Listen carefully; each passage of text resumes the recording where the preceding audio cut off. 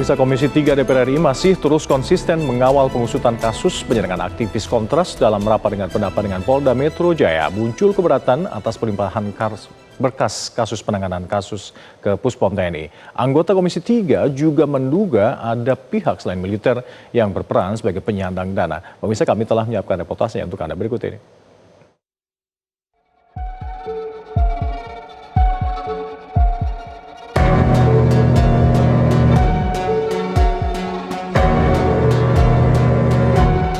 Pekan ini, Komisi 3 DPR RI menggelar rapat bersama di Reskrim Polda Metro Jaya dan 10 anggota Tim Advokasi untuk Demokrasi atau TAUD. Rapat membahas perkembangan kasus penyiraman air keras terhadap aktivis Kontras Andri Yunus. Kepada DPR, Polda Metro Jaya menyatakan berkas penanganan kasus penyiraman air keras ini sepenuhnya telah dilimpahkan kepada Puspom TNI. Namun TAUD menilai pelimpahan berkas terlalu prematur dan mempertanyakan dasar hukum pelimpahan tersebut. Sedangkan koordinator Kontras mengungkit penyelidikan TNI dan Polri yang hasilnya berbeda mengenai sosok dan jumlah pelaku. Juga soal wajah pelaku yang hingga saat ini tidak kunjung dirilis serta jumlah barang bukti dari kepolisian. Dimas menyebut berdasarkan hasil penyelidikan terdapat disparitas penggunaan pasal. Seharusnya pelaku tidak hanya dijerat dengan penganiayaan berat, namun juga pasal 459 mengenai percobaan pembunuhan berencana. Hasil penelusuran CCTV, pencarian alat bukti menggunakan sejumlah perangkat open source intelligence atau intelligence terbuka, itu menemukan seenggaknya 16 orang sampai saat ini. Belum termasuk aktor intelektualnya, pimpinan dan anggota yang saya hormati. Artinya apa? Kami merasa bahwa selain jumlah pelaku yang mungkin bisa lebih banyak, ini adalah satu rangkaian upaya tindakan yang sistematis yang dalam bahasa kami kemudian menggunakan terminologi operasi intelijen.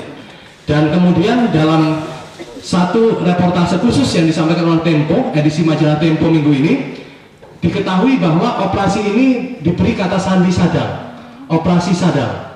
Sudah kami sampaikan di situ. Jadi operasi sadang ini bermula dengan sejumlah tindakan perencanaan, upaya surveillance, penguntitan, dan juga pemantauan yang dilakukan oleh pelaku gitu ya, atau pihak-pihak yang kemudian kami identifikasi sebagai OTK kepada saudara Andri Yunus.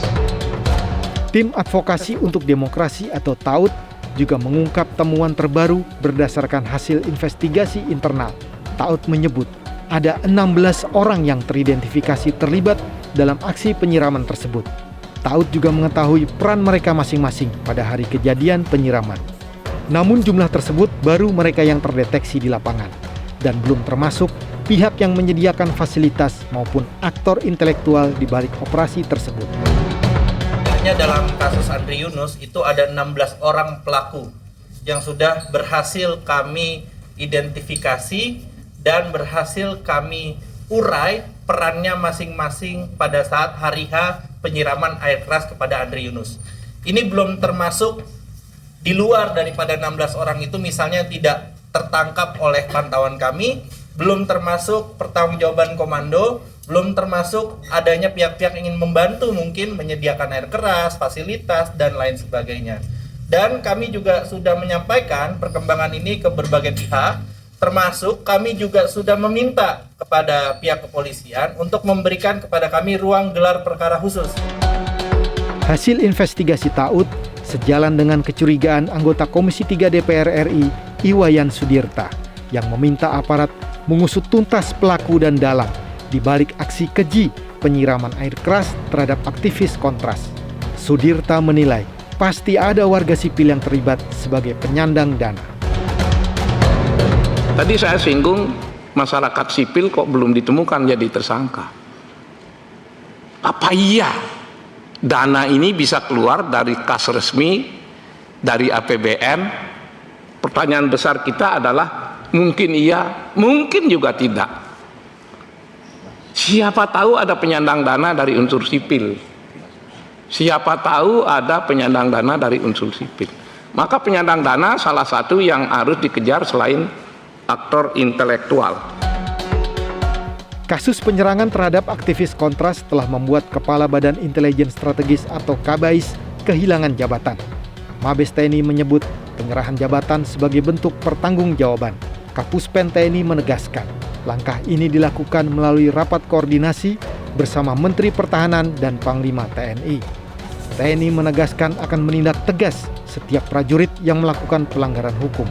Sanksi diberikan melalui peradilan militer, hukuman disiplin, hingga pemberhentian dengan tidak hormat. Jadi kami mau sampaikan di sini sebagai bentuk pertanggungjawaban, hari ini telah dilaksanakan penyerahan jabatan KABAIS. Namun sejumlah pihak menilai pencopotan atau mundurnya KABAIS masih menyisakan banyak pertanyaan. Koalisi Masyarakat Sipil menegaskan penyerahan jabatan saja tidak cukup. Harus diikuti proses hukum yang transparan serta pengungkapan fakta secara menyeluruh. Itu pula keterangan Kapuspen yang mengatakan itu adalah bentuk pertanggungjawaban. Bentuk pertanggungjawaban itu perlu kita tanya lebih jauh. Pertanggungjawaban apa? Pertanggungjawaban moral kan? Pertanggungjawaban institusional kan? Pertanggungjawaban personal? Apa? Artinya apa? Apakah itu pertanggungjawaban hukum? Kalau pertanggungjawaban hukum, apakah ia akan dihadapkan pada proses hukum? Apakah ia dinonaktifkan dari jabatannya? Apakah ia dinonaktifkan dari kedinasan militernya? Sehingga proses hukum bisa dengan leluasa. Dalam kasus penyiraman air keras aktivis Kontras Andri Yunus ini, Pusat Polisi Militer Puspom TNI telah mengungkap ada 4 prajurit BAIS yang terlibat dari Matra Angkatan Laut dan Angkatan Udara. Mereka adalah Kapten NDB, Letu SL, Letu BHW, serta Serda ES. Penyelidikan juga dilakukan Polda Metro Jaya. Berbekal rekaman CCTV yang menunjukkan wajah pelaku secara jelas, penyidik menelusuri melalui satu data Polri.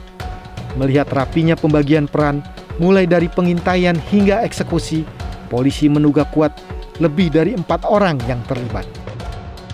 Komisioner Pemantauan dan Penyelidikan Komnas HAM menyebut kasus penyiraman air keras terhadap aktivis Kontras Andri Yunus memenuhi unsur pelanggaran HAM. Namun saat ini Komnas HAM belum menetapkan pelanggaran HAM dalam kasus ini karena secara prosedur membutuhkan rekomendasi.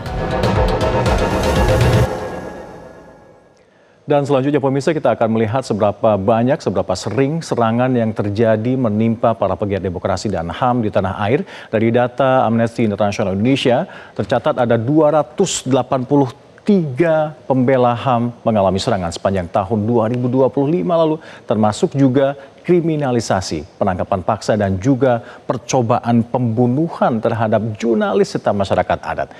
Contohnya ada Wiji Tukul, sang penyair kelahiran Solo di tahun 1963. Beliau lahir di tepatnya tanggal 26 Agustus, beliau dinyatakan hilang usai kerusuhan tanggal 27 Juli 1996 di kantor pusat Partai Demokrasi Indonesia Jakarta. Wiji Tukul ini pemirsa dikenal sebagai salah satu pengkritik paling vokal terhadap rezim Orde Baru Soeharto melalui puisi-puisi yang tajam.